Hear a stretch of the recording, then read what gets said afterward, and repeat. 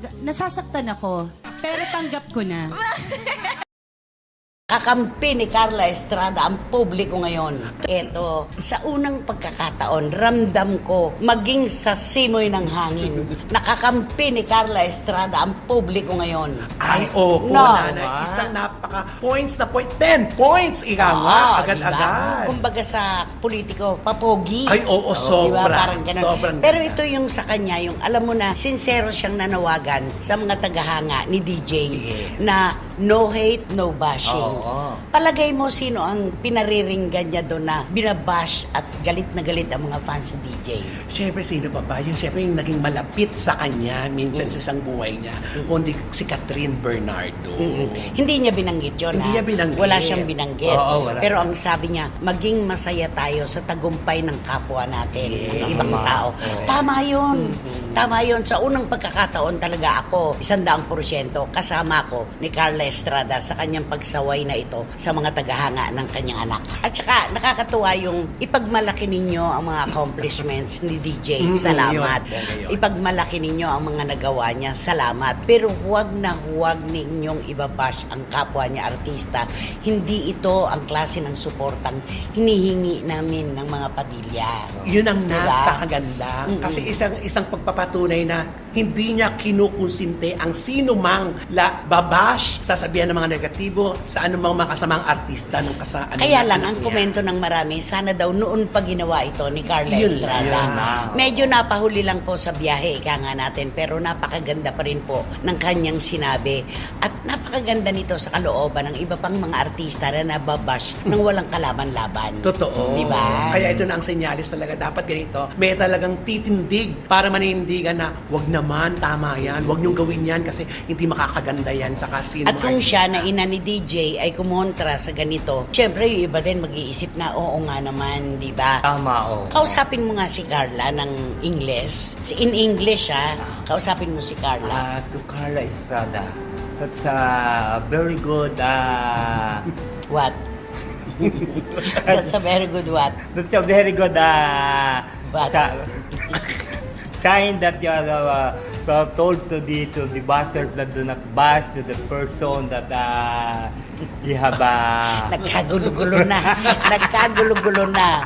Di ba? Okay. And of course, that is I think the people now is Are clapping to you because I are clapping. talking about pinapalakpakan ka ngayon, Carla Estrada, ayon kay Barikutot, dahil isang napakagandang gesture itong pinalutang mo na ito.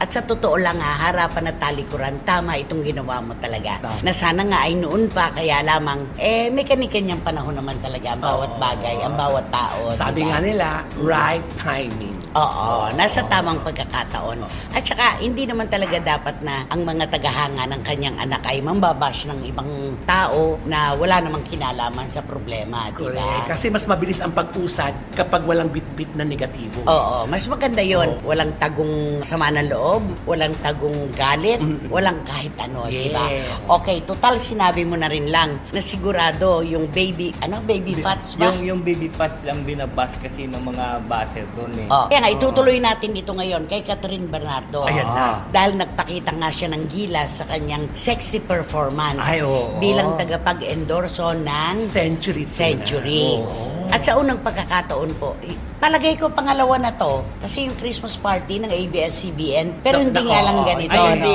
hindi nga lang sexy. ganito ka sexy Correct. ang kanyang dating. Ito ang dating revealing yan. talaga. Oo, very revealing ito. Ito po yung sinasabi ng marami na kaya siguro si Carla ay nakapag-isip na no bashing, no hate. Dahil ang tinutukoy nga po niya siguro dito, hindi man niya sinabi, yung pambabash kay Catherine Bernardo dahil dito sa sexy performance. Oo. Kasi syempre, yung mga iba, hinahanapan ng hindi maganda ang performance na ginawa ni Catherine Bernardo. Gano'n naman ang nangyayari ngayon, di ba? Di ba? Wala nang ligtas kumanan ka at kumaliwa.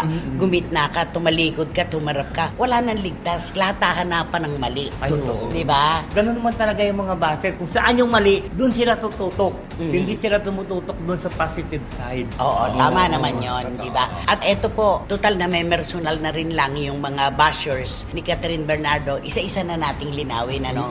Kasi po, ang gusto yata nila ay magpakulong pa rin si Catherine Bernardo dun sa pagiging teen star. Tama. Yung pagiging teenager. 28 years old na po si Catherine Bernardo. Lumakad na po ang panahon, tumakbo pa nga. Natural, may pakikita siyang bago. Yes. Di ba? Na yun naman talaga ang dapat ginagawa ng mga artista na may bagong i-offer sa kanila mga tagahanga. Tama. Tama. Oo, hindi sila mababalagoong doon sa dati. Oo, biriin mo Diba? nakilala mo noong 1980 hanggang ngayon ganun pa rin. Ganun pa rin ba ang bit-bit? Hindi dapat. Diba? Ikaw, anong katwiran mo doon? Hindi kasi ganito din yung ginawa dati ata ni Sarah Geronimo nung napanood ko siya sa concert doon sa may Crown na hotel. Oo, na di ba patwitams yung mga kanta niya. Tapos yung last finale niya, talagang sumayaw sa ng gusto. Oo. Talagang grabe, bongga-bongga. Yung performance Oo, yung niya. performance. Pumalakpak na yung mga tao. Oo. Sabi nila, ibang Sarah J ang nakikita Yun, na papanood ganon. namin. Sarah G. Sarah Jane. Sarah J. Jane. O kaya ito ngayon yung si Catherine Bernardo, dapat ganun talaga. Hindi naman sa ibig sabihin na bata pa siya di ba? Ay, Nagpamature naman, na naman ibig siya. Hindi, tsaka po, ibinabagay lang ni Catherine sa panahon. Oo. 28 years old na siya. Alangan namang makita siya natin na may mga ribbon-ribbon pa at kung ano-ano Ay. sa buhok. Oo. Iba naman po ngayon. Siyempre, yung ipinakita niyang performance dun sa ini-endorse niyang produkto, ito yung siya ngayon. Yes. Siya na yan eh. Oo. Kasabay ng panahon ng kanyang pagbabago. Yun. At saka yung mga personal po na pintas, kalimutan na po natin yun. Isang tabi na po natin yun. Nadagdaanan na yan ni Catherine Bernardo at hindi po niya ikinakaila yung mga kakapusan at kasobrahan sa kanyang katawan. Totoo. Dahil maniwala tayo, lahat tayo ay may kulang at sobra. Oo, wala pong perpekto sa buhay na ito. Kaya kung ang tinitingnan natin yung lahat ng mali kay Catherine, paano tayo mag-move on kapag kaganyan? Dapat tanggapin natin si Catherine bilang siya sa panahong ito, di ba? Yes. Hindi yung babalikan mo pa yung kung saan siya nakakulong na mga roles na pambata. Iba na nga ngayon eh. Correct. O, Di tapos ba? yung pa-cutie-cutie niya na style, di ba? Dapat talagang matured role na talaga ibigay sa kanya. Marami nga na dapat daw itong daw yung gagawin nilang pelikulang dalawa niya. Din dapat matured na scene na itong gagawin nila, di ba? Para Ayan. pwede. At saka meron pang isang pagpunahan na basa tayo. Yung kung sila pa ni DJ ngayon, Ay. sigurado hindi gagawin ni Catherine ang sexy performance na yan. Nako. Ay, May katotohanan yon. May May- katotohanan meron. yun. Dahil siyempre sa pagiging overprotective ni DJ, maaaring kumontra siya kung ganyan ang magiging Oo. takbo. Di ba? Oo, binabantayan niya talaga yun di ba? Yung mga panamit-namit nga ni Catherine Bernardo noon, talagang inaayos niya, huwag kang maganyan, huwag kang ganito suot. Dapat talagang Close. takip kung takip. Oo, hindi pwede yung ilalabas mo yung mga ano mo. Kaya lang sinasabi nila, hinay-hinay ka lang, iha. Yun. Ay, Huwag naman mabilis masyado ang paglundag.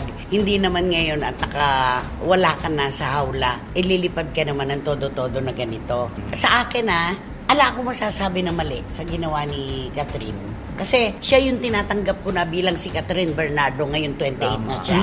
Di ba? At saka nagiging interesting nga ngayon lalo si Catherine kasi bawat labas niya, iba. May bago. May bago. Meron siya pinapakita. Ay, ito na siya.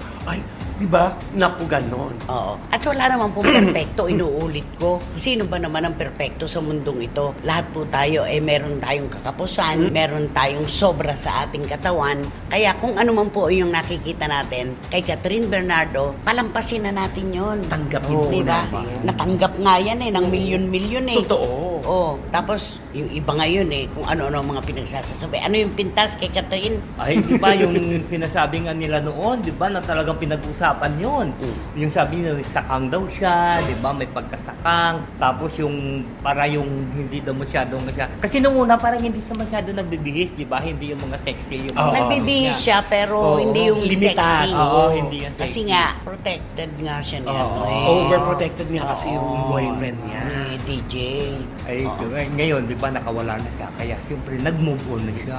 Oo, nakakalungkot yung, nagpa-opera ka na ba? Ay, Ay, mga Parang ganyan. inoperahan na ba ang binti mo at hindi ka nasakang? Wala namang ganun. Magagaling lang yung nagbihis kay Catherine Bernardo. Tama. Alam nila kung anong isusuot ng kanilang alaga. Yes. Diba? Kaya kita mo, nailusot niya Oo. yung performance na yun na parang wala tayong Oo. nararamdaman. At saka kung ano man yung napapansin nyo, nakita mo niya na binabawian niya tayo sa ibang paraan. Totoo. Diba? Yung unang pansinin Projection natin. pa lang, Correct. bigay na bigay na, diba? Doon tayo. Ang galing At mag-project. saka siguro magaling yung mga cameraman, di ba? Yung mga ano. Anggulo. Yung angguluhan siya Kailangan na gano'n. kasi ganun. Kasi mayroon akong isang artista na gano'n. Sinabi, dito yung anggulo. Kasi pag dito yung anggulo, hindi makikita yung ang kapintasan ng artista. May mga ganon. Oo, may ganon. Kaya nga oo. tinatawag nila yung iba na ang walang anggulo, di ba? Ah. Kunwari, Alden Richards, lalaking walang anggulo kung tawagin, Agamula, di ba? Ay, Piolo wow. Pascual. Yan. Kasi kahit anong anggulo mo kunan, gwapo pa rin, di ba? Yes. Yung iba naman, pagka umaarte at magpapatulo ng luha, direksyon nyo po gusto kanan o kaliwa. Ay, oo. Di ba? Yung mga Ganon. yun eh. Oo, May mga ganun. Nakanaturalan po yan talaga dito sa mundo ng lokal na aliwan. Pero yung kay Catherine, tama na po yun. Palampasin na natin yung kung anumang kakulangan. Oo. Di ba? Hayaan natin si Catherine kung anong ibibigay niya sa atin, tanggapin natin kasi deserve natin yun. Maging maayos, maganda sa paningin natin si Catherine Ito na Bernardo. lang ang isipin natin. Kung punahin ninyo, gano'n na lamang. Kung pintasan ninyo, sobra-sobra, naging matagumpay po Tinanggap ng publiko si Catherine Bernardo. Sino ngayon ang makapagsasabi na kapag pinipintasan, hindi magtatagumpay?